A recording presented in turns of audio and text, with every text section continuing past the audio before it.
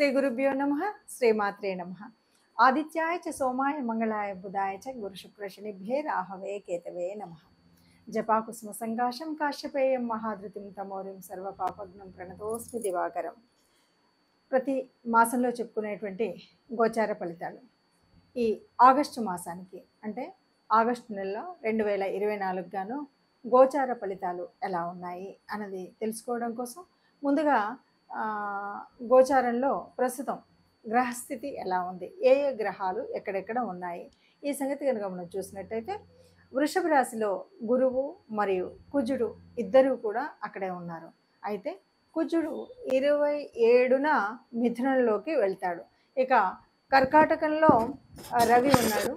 ఈ కర్కాటకంలో ఉన్నటువంటి రవి తన స్వస్థానానికి 17వ తారీఖున వెళ్తాడు, అంటే సింహరాశిలోకి వెళ్తాడు. తర్వాత మరి సింహరాశిలో బుధుడు ఉన్నాడు, శుక్రుడు ఉన్నాడు. ఉన్నటువంటి బుధుడు 6వ తారీఖు నుండి వక్రించి వెనక్కి వెళ్ళడం అనేటువంటిది కనిపిస్తుంది. ఇక శుక్రుడు తాను 25వ తారీఖు నుండి కన్యారాశిలోకి ప్రవేశించడం అనేటువంటిది జరుగుతుంది. ఇక కన్యారాశిలో మరి కేతువు ఎప్పటి నుండో ఉంటున్నాడు, 18 మాసాలు అలాగే ఉంటాడు. తర్వాత మరి కుంభరాశిలో వక్రించినటువంటి శని, తర్వాత మీనరాశిలో రాహు. ఇది మనకు గ్రహాలు ఉన్నటువంటి పరిస్థితి.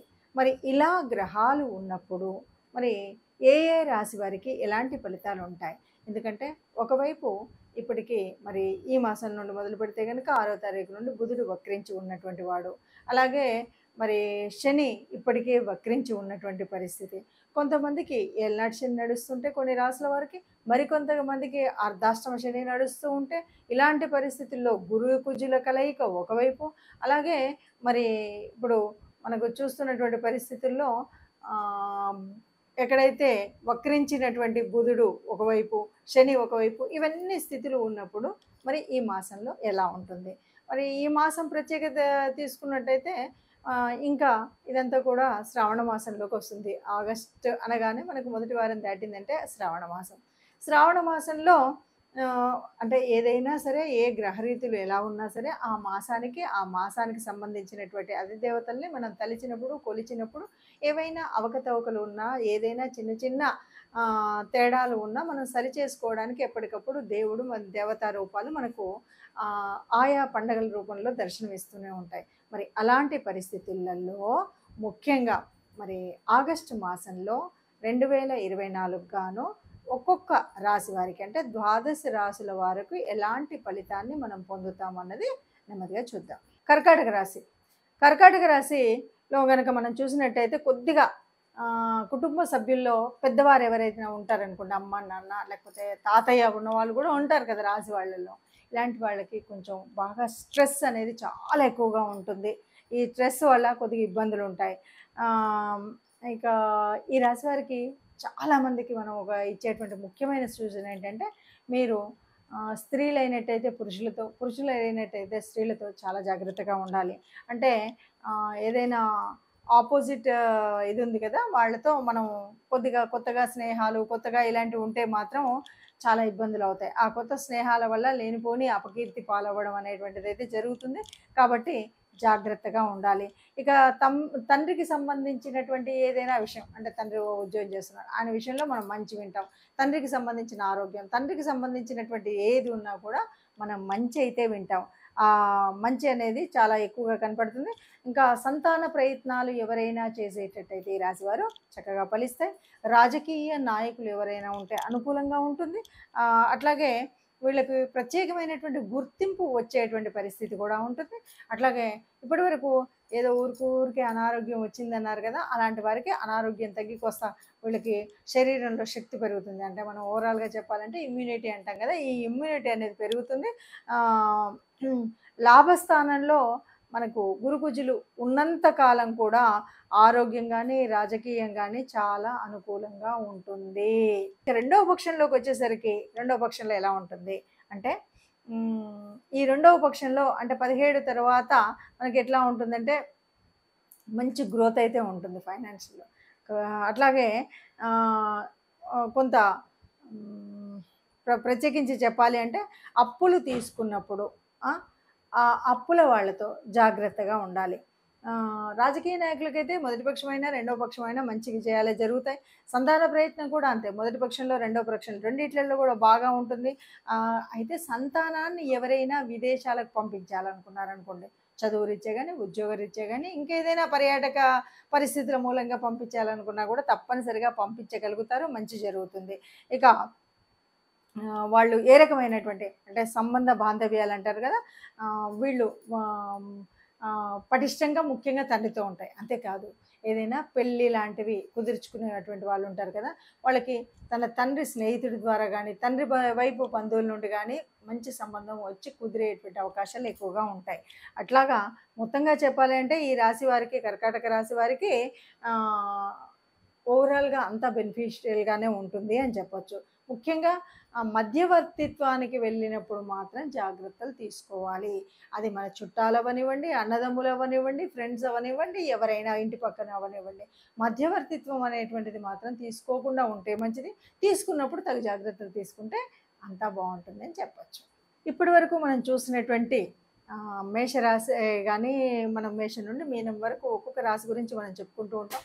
ఇలా చెప్పుకున్నప్పుడు ఇక్కడ ఒక చిన్న పరిస్థితి అయితే ఎదురవుతుంది జ్యోతిష్కులకు కానీ, వింటున్నటువంటి ప్రేక్షకులకు కానీ. ఏంటంటే అన్నీ కూడా చెప్పినట్టుగానే ఉంటాయి. ఒక్కొక్కసారి ఎలా ఉంటుందంటే కొంతమందికి ఒక పెద్ద అనుమానం, చాలామంది మీరు అందరూ చెబుతున్నారు అయినా సరే ఒక్కొక్కరిది వేరుగా ఉంటుంది అన్నది కూడా ఒక మీమాంస అయితే ఉంటుంది. దీనికి కారణం ఏంటంటే ఒక్కొక్క జ్యోతిష్యులు వాళ్ళ యొక్క విశ్లేషణలో వాళ్ళు కొంతవరకే చేయగలుగుతాం. ఎందుకంటే ఈ 5 నిమిషాలు 8 నిమిషాల వ్యవధిలో చేసేటప్పుడు మనం రాశిలో ఏ గ్రహాలు ఉన్నాయి, రాశి చుట్టూ ఉన్నటువంటి ఫలితాలు ఎలా ఉన్నాయి, ఇలాగా ఎవరికి అనువైనటువంటి రీతిలో వాళ్ళు చెప్పుకుంటూ పోతున్నప్పుడు కొంత వ్యత్యాసం ఒకటి.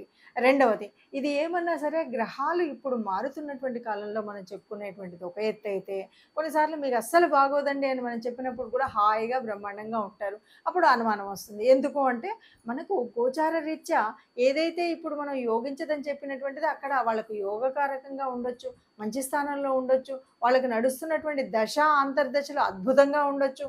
ఇలాంటి పరిస్థితులలో కొంత వ్యత్యాసం అయితే ఉంటుంది. అంటే మొత్తంగా చెప్పాలి అంటే గోచారాలు మన ఫలితాలు మనం చెప్పుకుంటున్నప్పుడు ఇందులో కోటానుకోట్ల మంది, ఇందులో కేవలం 30% మందికి ఎగ్జాక్ట్గా ఇది కరెక్టే ఉంది అని అనిపించవచ్చు.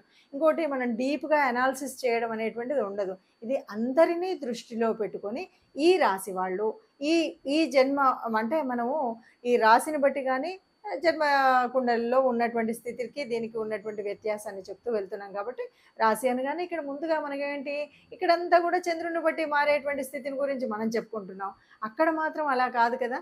అందుకని ఈ వ్యత్యాసం అనేది ఉంటుంది. చాలా క్లియర్గా కావాలి అనుకునే వాళ్ళు ఎవరైనా సరే మీకు నచ్చినా లేకపోతే మీకు తెలిసినా దగ్గరలో ఉన్నటువంటి జ్యోతిష్యుల దగ్గరికి వెళ్ళి స్వయంగా మీ జన్మకుండల్ని చూపెట్టుకొని, అందులో కూడా ఇంకొక విషయం, ఒక్కసారి జన్మకుండల్లో మాది ఇదండి అనుకొని ఒకసారి వెళ్ళి మా మొత్తం జీవితం మొత్తము అద్దం ముందు కూర్చొని పెడితే అద్దంలో కనబడినట్టుగా కనబడుతుందంటే ఇది ఉట్టి మాట.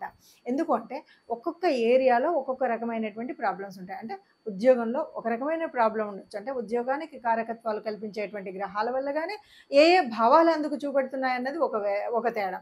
అలాగే ఉద్యోగం కానీ, వివాహం కానీ, సంతానం కానీ, ఇలా అనేక విషయాల్లో అనేక ఈ ఏరియాలో మనకు అంటే నాకు సంతానంలో కొద్దిగా ప్రాబ్లం ఉంది, లేకపోతే నాకు ఉద్యోగరీత్యా ఈ ప్రాబ్లం ఉంది, లేకపోతే నాకు ఫైనాన్షియల్గా ఈ ప్రాబ్లం ఉంది, అన్నీ ఉన్నాయి కానీ బంధువులతో ఈ ఇబ్బంది ఉంది, ఇలాంటివి ఏవి ఉంటాయో వాటిని ప్రత్యేకించి చెప్పడం కోసం, తెలుసుకోవడం కోసం మీరు చేయవలసిన పని ఎవరైనా సరే మీ జన్మజాతకాన్ని చూపెట్టుకోవాలి. జన్మజాతకం చూపెట్టుకోవాలి అంటే తప్పనిసరిగా పుట్టినటువంటి అంటే date of birth, place of birth, time of birth, ఈ 3 తప్పనిసరిగా ఉండాలి.